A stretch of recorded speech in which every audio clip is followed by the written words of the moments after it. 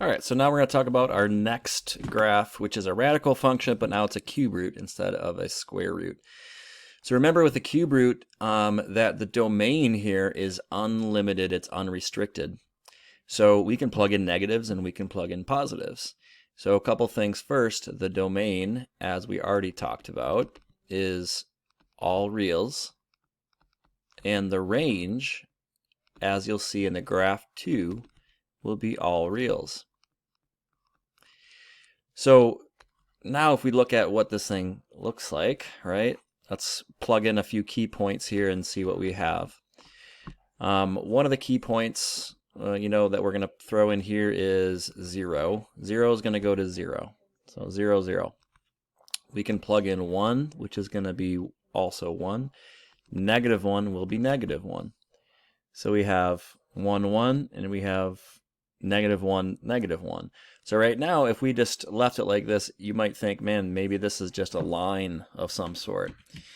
But think about the cube root. So if we plug in the next perfect cube is 8, right? If I plug in 8, I would get 2. So 8 goes to 2. And negative 8 goes to negative 2. So there's the graph. It kind of looks like this S shape.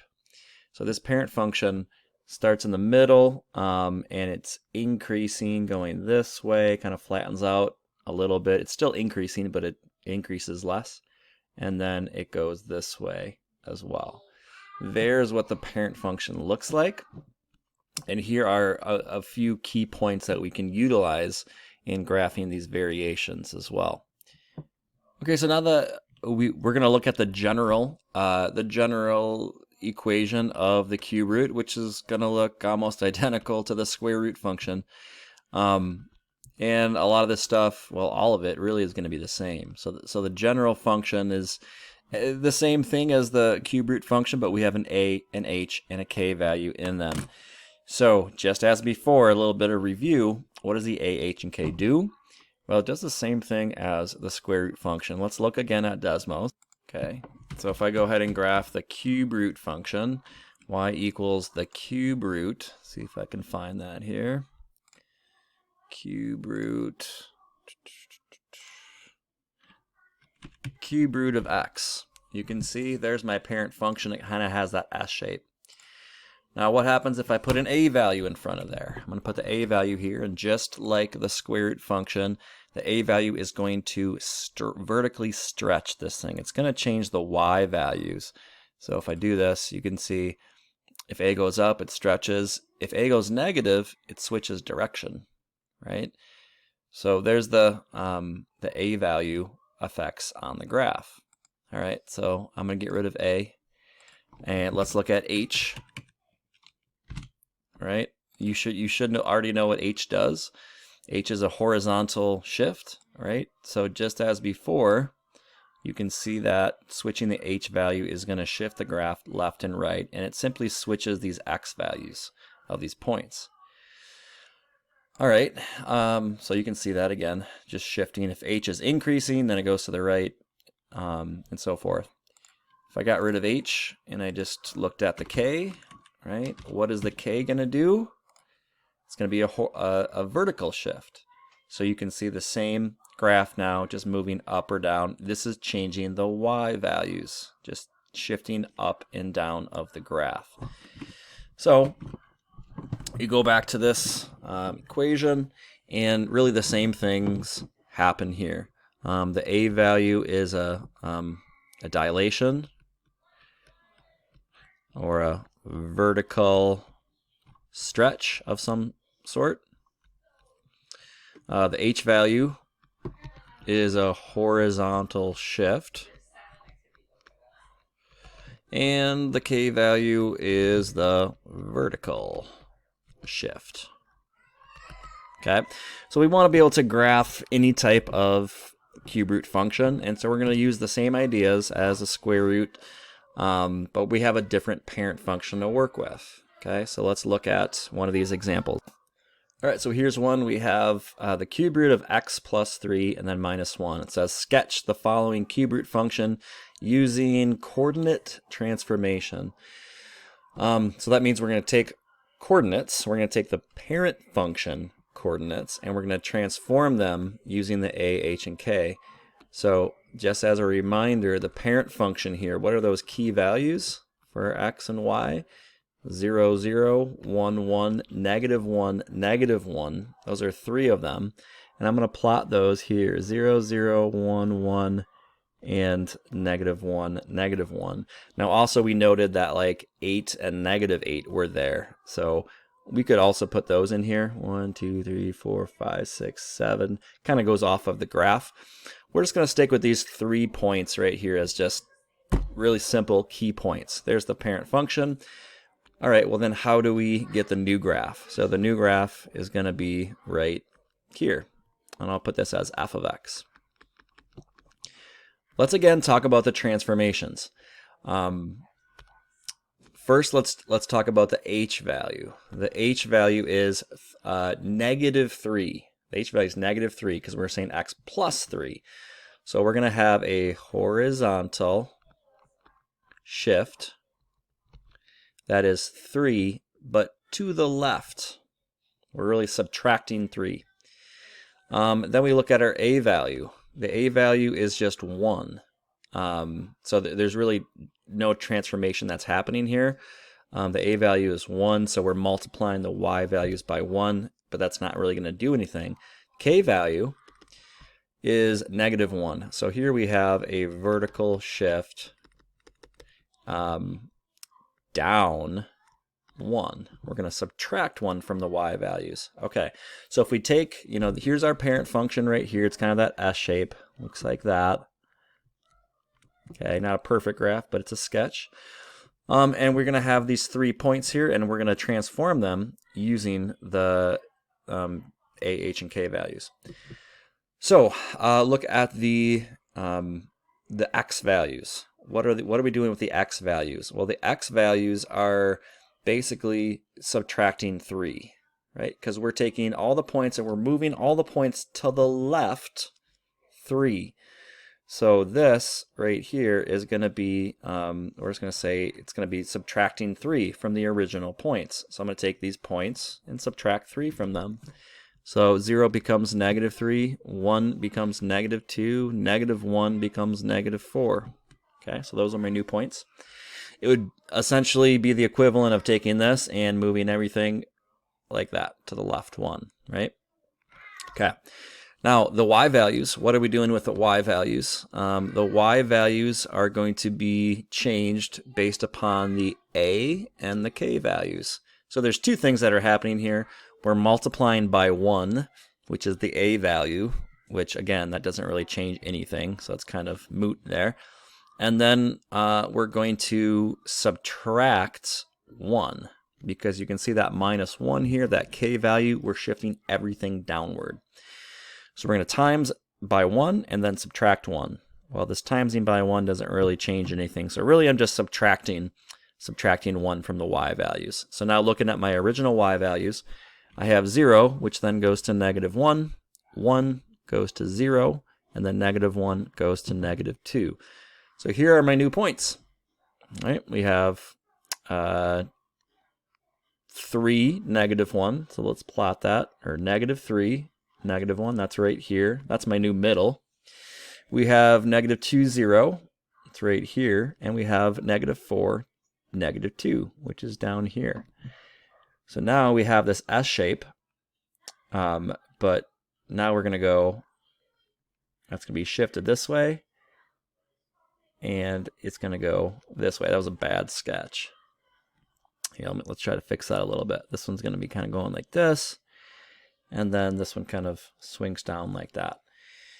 So there's my new graph. It's in blue. The domain and the range are never going to change in these cases. It's all real numbers. All reals and all reals for this. So the blue graph is my final graph.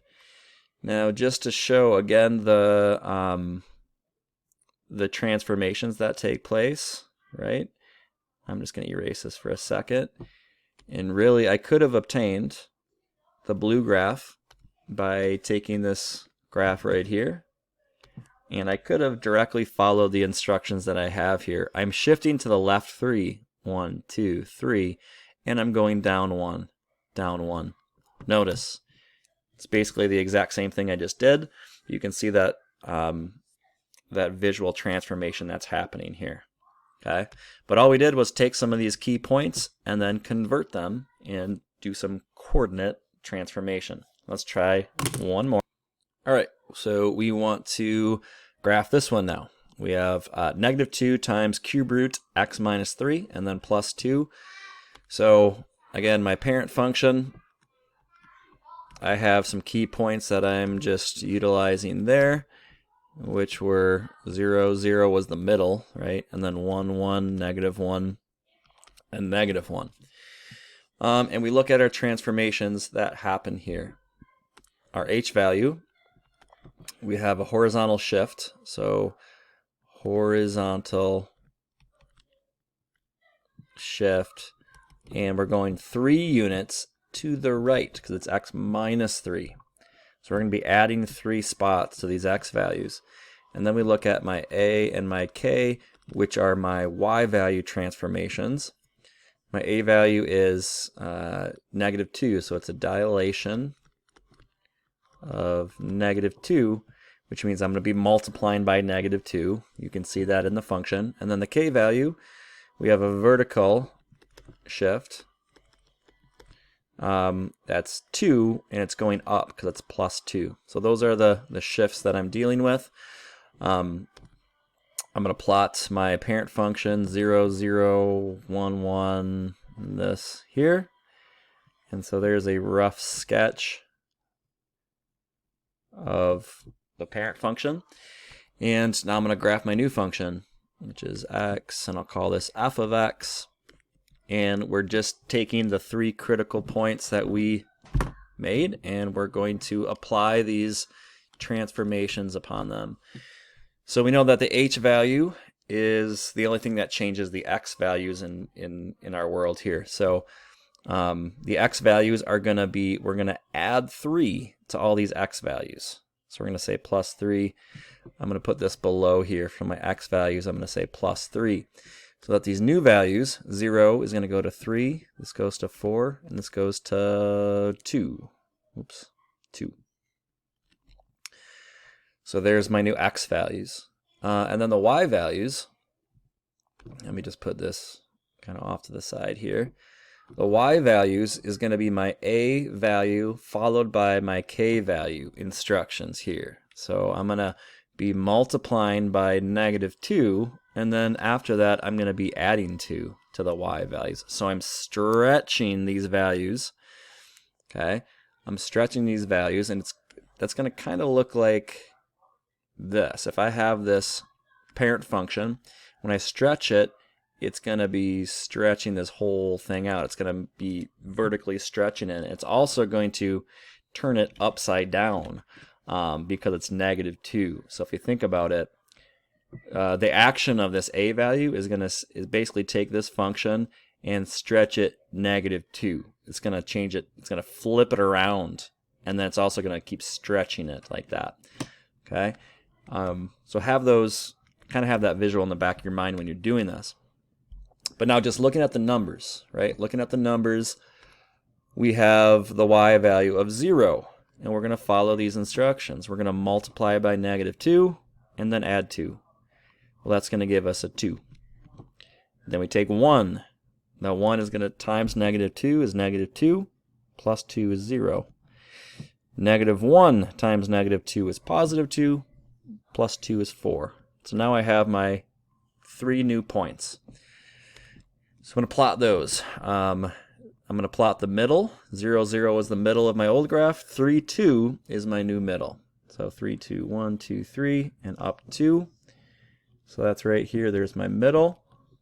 And then I have 4, 0, which is over here. 4, 0. And then I have 2, 4, which is up here. 2, 1, 2, 3, 4. Right? So now my new graph, remember this is the middle, right? That's the middle. So now I'm going like this, and then it shifts and it goes this way is my new graph. Okay, so again, feel free to check that on Desmos. Check it on your graphing calculator too.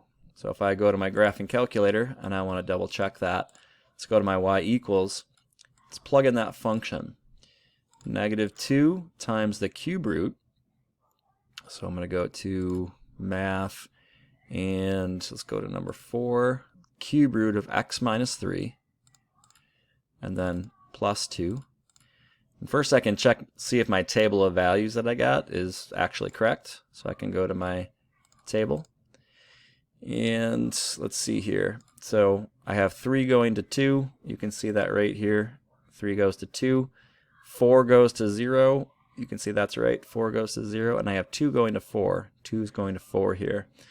As well as all the other points that we didn't even plug in. So if we wanted a more accurate graph, we could simply, you can obviously plug in and plot more points.